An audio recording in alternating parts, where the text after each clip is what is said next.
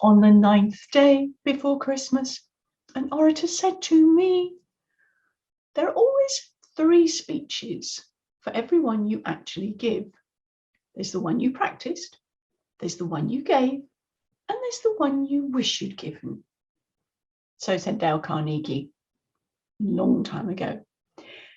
I tend to paraphrase that one and say, yes, there are 3 presentations you'll do on the day. The one in the car on the way there, the one you did on stage, and the one in the car on the way back.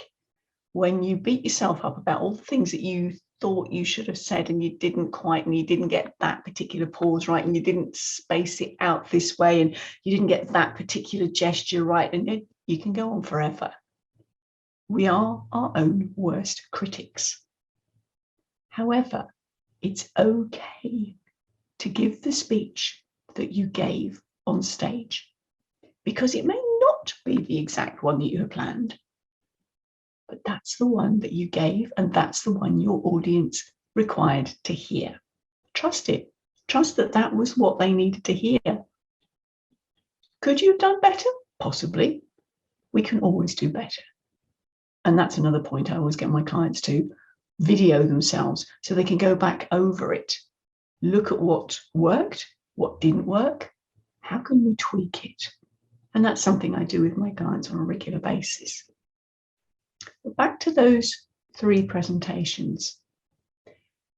If you have learnt your script so well that you are doing it verbatim, and you've learnt it so that it just strolls off the tongue, you can lose that sense of connectedness with it. Okay, example. How many of you have been on the receiving end of a cold call? Hello, hey! And you know it's a script they're reading from.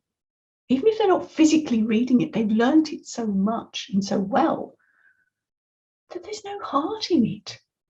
There's no passion. There's no connection with it. If you read, catch yourself, record yourself reading something, and then record yourself doing something off the cuff. You'll know your material, but is it that read version, or is it the spontaneous version?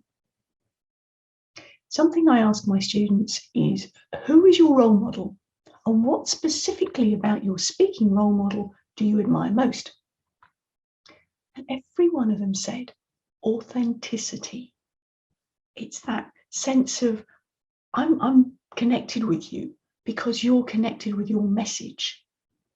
And that's what happens when you speak from the heart and not from a piece of paper. So if you find yourself in that situation, you didn't give the perfect presentation, at least not the one you prepared. That's fine.